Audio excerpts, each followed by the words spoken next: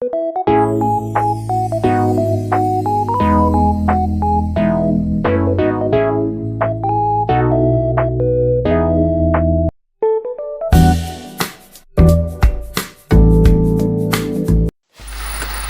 audio post-production by alphonic.com. Okay, hello. So this discussion is about percentage tax based on Section 116 of the National Internal Revenue Code.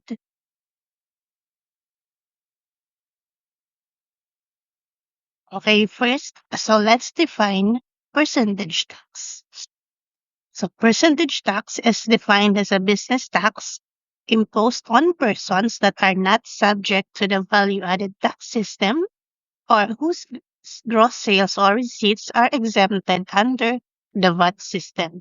So from this first sentence, makikita natin kung alin ba yung mga businesses na subject sa percentage tax. So yun daw yung mga hindi subject sa VAT or exempted under the VAT system. So mainly, ang focus ng percentage tax is those businesses rendering services as opposed dun sa covered ng value-added tax system, which is mostly for businesses rendering or offering goods. Okay, and ang general rule natin, if the gross sales or receipts of a business, whether goods or services, is less than 3 million, yun ay magiging subject sa percentage tax. The difference between percentage tax and value-added tax is that percentage tax is considered as a gross receipt tax and value-added tax is a consumption tax. So bakit tinawag na gross receipt tax ang percentage tax? This is because ang computation is based on the gross receipts of a business. While sa value-added tax, di ba, meron tayong output tax less input tax. So yung difference ng dalawa, yun ang ating magiging tax base. Kaya din siya tinawag na consumption tax ang VAT is because we can claim deduction based from the purchases of the company. So yun. Again, ang percentage tax computation niya is based on the gross sales or receipts, kaya siya tinawag na gross receipt tax.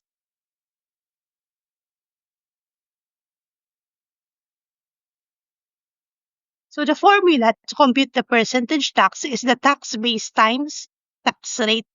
So kung sa VAT, ang tax rate natin is fixed at 12%, and percentage tax is iba-iba.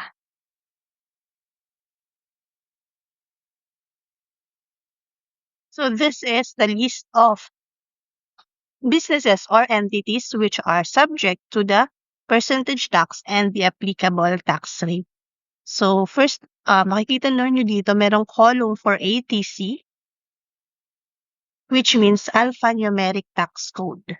So makikita natin dito yung listahan. Again, meron tayong persons exempt from VAT, domestic carriers and keepers of garages, franchises, cockpits, amusement places, and many more. Classified din siya into tax on banks and financial intermediaries and pati agents of foreign insurance companies. So makikita natin dito sa isang column yung applicable tax rate for each type of business. Earlier, that the computation of percentage tax is based on gross receipts. So, ibig sabihin, kung ano na yung pera na natanggap ng company, yun na yung magiging tax base. So, hindi natin i-consider yung mga accounts receivable. Kasama daw sa gross receipts, ayan, yung mga amount charged for materials supplied by the services. So, kung halimbawa, ikaw ay motor shop, di ba, bukod sa services, papabayad ka din ng para sa mga supplies. So, kasama din yun sa gross receipts. Pwede din daw mga advance payments for lessors.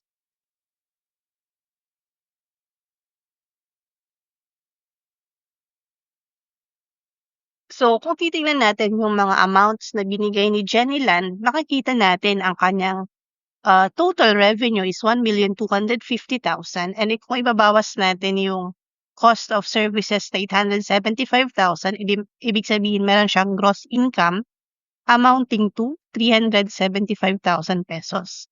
However, sabi natin, ang basis daw ng computation ng percentage tax is gross receipts. Kaya, ang answer natin sa question is, yung na-collect niya, yung cash received as payment for the services, which is 800,000 pesos.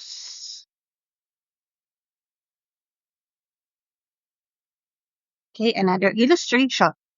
Nicanor opened a business in January 2020.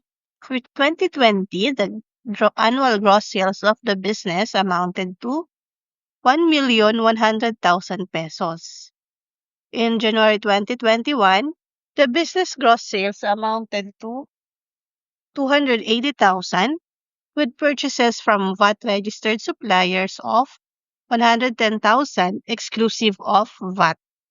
So the question is, what business taxes is or are applicable to the business of Nicanor in 2021? So in this problem, inopen nyo daw noong 2020, but the question is about 2021. So when dealing with problems like this, dapat nating i-highlight kung ano ba yung taon na kailangan natin. So to answer the question, so Nicanor generally will be subject to percentage tax. Number 1 criteria, yung sales niya is less than 3 million.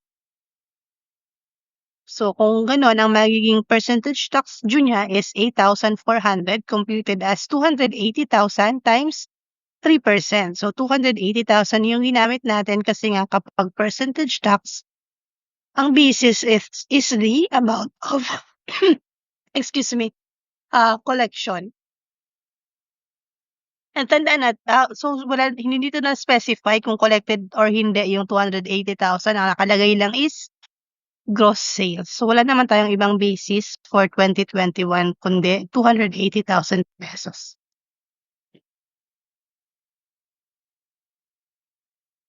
Okay, so generally, percentage tax siya. However, meron option si Nicanor na mag-avail or mag-register as a VAT taxpayer. So kung trip niya, gusto niya mag-VAT taxpayer, ang computation niya, output tax computed as 280,000 times 12%, 33,600. Tapos ibabawas natin yung input tax, okay, yung 110,000 times 12%. Ang magiging value-added tax payable niya is 20,400. So sa situation ni Nicanor, better off na hindi siya mag-register as VAT taxpayer unless na-foresee niya na yung business niya mag-i-exceed ng 3 million ang gross sales for the next 12 months. Kasi makikita natin, sa percentage tax, nasa 8,000 lang yung bayaran niya, pero sa VAT, abot na siya ng 20,400.